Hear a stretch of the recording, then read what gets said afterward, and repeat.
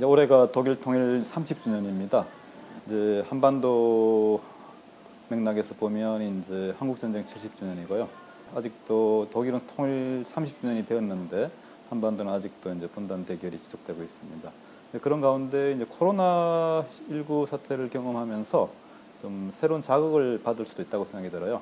무슨 얘기냐면 이제 공동체에 어떤 심각한 위기가 있으면 좀 더 전향적이고 상상하지도 못했던 그런 해결책을 마련할 수 있다는 거죠. 그래서 분단 대결이나 적대가 한반도 공동체를 심각한 위기로 몰아넣고 있다는 것을 좀 더 직시한다면 코로나19 대처만큼 모험적이고 실험적인 그런 평화 정치가 필요하다고 생각했고요. 그런 맥락에서 독일의 평화 정치를 통해서 한반도가 배울 것이 무엇인지를 이제 좀 살펴보고자 했습니다.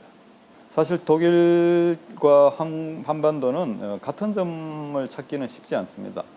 오히려 다른 점이 굉장히 많고요. 굳이 같은 점을 찾는다면 평화 정치나 통일의 국제적인 조건이 녹록치 않다라는 사실. 1989년, 90년에 독일이 국제적으로 보면 냉전이 해체되는 흐름이 있긴 했지만 주변국은 모두가 통일에 대해서, 독일 통일에 대해서 반대했거든요. 한반도도 사실 이 한반도 분단 극복을 원하는 주변 열강은 없다고 봐야 되죠. 그런 의미에서 이제 주변 열강을 잘 설득하고 유인하고 압박하는 그런 이제 독일의 노력들, 한반도도 좀 필요하다는 그 관점. 그다음 이제 차이점은 너무나 많고요. 많은데 일단 핵 위기, 그 북한 핵 무장을 둘러싼 갈등 이런 것은 이제 동서독에서 없던 것이고, 그렇지만 이제 조건의 차이는 그래서 굉장히 많은데 그럼에도 불구하고 더 근본적인 차이는 주체가 행위 주체. 다시 말해서 서독에서는 동서독 분단을 극복하고 평화 정치를 일구고자 하는 데서 좌우 진보 보수 여당 야당이 합의를 했는데 한반도 남단에서 대한민국에서는 남남 갈등이라고 표현되는 것처럼 이 평화 정치에 대해서 여전히 진보 보수 여당 야당이 합의를 보고 있지 못한 것이 가장 근본적인 차이이고요. 그 근본적인 차이가 결국 독일과는 다른 길을 가게 만든 주요한 요인이라고 생각합니다.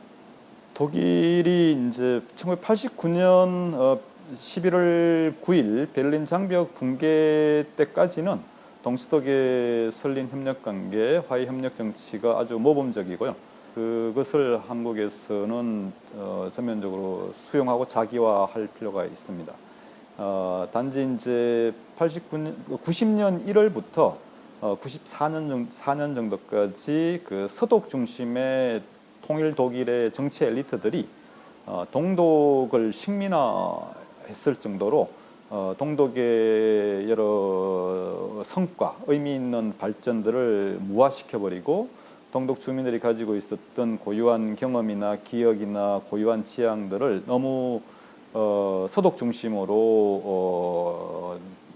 통합시켜버린, 획일화시켜버린 것이 결정적인 이제 문제였고, 통일 30주년이 되었지만 여전히 동서독 간의 이제 차별, 그리고 구조적 불평등, 그리고 동독 주민들의 소외 등이 이제 아직도 지속되고 있습니다. 이제 그런 측면에서 본다면 통일이 단순히 정치 통합이나 경제 통합만이 아니라 사회 문화적인 영역, 일상 세계에서의 그 경험이나 지향이나 가치나 욕망이나 그런 것을 이렇게 특히 이제 동독 주민들, 다르게 하면 이제 한국에서는 이제 북한 이탈 주민들의 그 고유한 경험이나 기억이나 가치나 지향들을 좀 더 이렇게 포용하는, 좀 더 화합하는 그런 자세가 네, 제 책의 그 1장의 그 끝부분입니다.